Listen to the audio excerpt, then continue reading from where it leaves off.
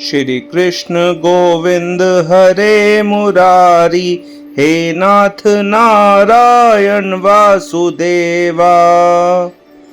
भगवान श्री कृष्ण के जीवन की अनेक लीलाएं हमें सत्य, धर्म और प्रेम का संदेश देती हैं।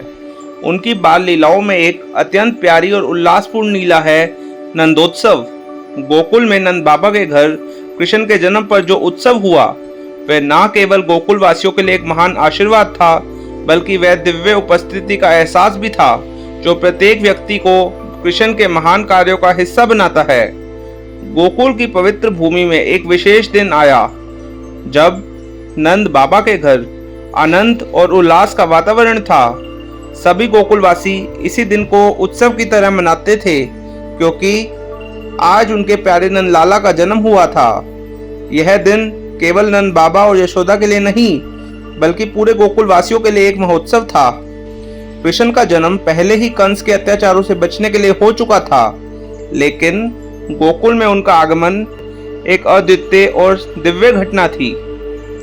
यशोदा और नंद बाबा का दिल खुशी से भरा था क्योंकि उनका पुत्र केवल उनका नहीं बल्कि पूरे ब्रज का आशीर्वाद और आकार ले रहा था। यह समय नंद बाबा के घर एक विशेष पूजा का आयोजन किया गया और गोकुलवासी इस शुभ अवसर पर एकत्र हुए। नंदोत्सव का उल्लास सभी जगह फैल गया था। गोकुल वासियों के लिए उत्सव सिर्फ एक जन्मदिन नहीं था, बल्कि यह एक पर्व था जब उन्होंने भगवान श्री कृष्ण के आशीर्वाद की प्राप्ति की थी। नंद बाबा ने इस अवसर पर न केवल पूजा अर्चना की, बल्कि गोकुल में एक विराट उत्सव का आयोजन किया। हर घर में बधाइयां और मंगल गीत गाए जा रहे थे और हर स्थान पर कृष्ण के जन्म का जयकारा गूंज रहा था। नंद बाबा ने भगवान कृष्ण के स्वागत में हर प्रकार के रस, मिष्ठान और पकवानों का प्रबंध किया। घर के आंगन में विशेष पूजा और हवन हुए। गोकुलवासी इस दिन को संजीवनी मानते थे क्योंकि भगवान श्री कृष्ण की उपस्थिति से उनके जीवन में सुख शांति का आगमन हुआ था।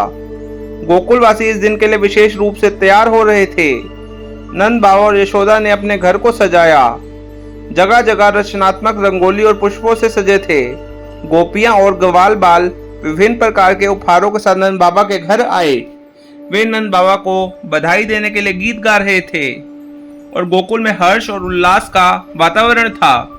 कृष्ण का स्वागत एक महोत्सव की तरह हुआ जहां हर किसी के चेहरे पर खुशी और आभार था। आसपास के लोग नंद बाबा के घर आकर अपनी शुभकामनाएं देने लगे। हर गली में, हर घर में कृष्ण के जन्म की खुशी को लेकर उत्सव मनाया गया। बच्चों ने एक साथ गीत गाए, नृत्य किया और श्री कृष्ण के चरणों में समर्पण किया। यह दिन गोकुल में एक पवित्र उल्लास का संचार कर गया था, जैसे कृष्ण स्वयं अपनी लीला के द्वारा गोकुलवासियों को आशीर्वाद दे रहे थे। नंदोत्सव की रात में एक अद्भुत घटना घटी। जैसे ही कृष्ण के स्वागत के लिए सभी लोग उत्साहित थे, ग्वाल बालों ने बांसुरी की मधुर धुन बजानी शुरू की। बांसुरी की ध्वनि ने पूरे गोकुल को चमत्कृत कर दिया। यह ध्वनि केवल संगीत नहीं थी, बल्कि यह भगवान की उपस्थिति का संकेत थी। कृष्ण की बांसुरी की आवाज सुनकर हर कोई अभिभूत हो गया और वे जानते थे और मानते थे कि यही कृष्ण का संकेत है कि वह उनके साथ है। नंदोत्सव में कृष्ण के स्वागत में बांसुरी की धुन ने एक दिव्य रंग दिया। भगवान की लीलाएं सिर्फ गोकुलवासियों के जीवन में सुख लाने के लिए नहीं थी, बल्कि यह एक दिव्य अनुभव था जो उनके दिलों में एक नई ऊर्जा भरता था। उत्सव का प्रमुख हिस्सा था कृष्ण के स्वागत में किए गए विभिन्न धार्मिक अनुष्ठान। यह समय एक सामूहिक आनंद का था जिसमें हर कोई कृष्ण के चरणों में समर्पित होकर उनके आशीर्वाद की प्राप्ति के लिए पूजा कर रहा था। नंद बाबा ने अपने घर में विशेष रूप से गोवर्धन पूजा का आयोजन किया और कृष्ण को इस पूजा का भागी बनाया।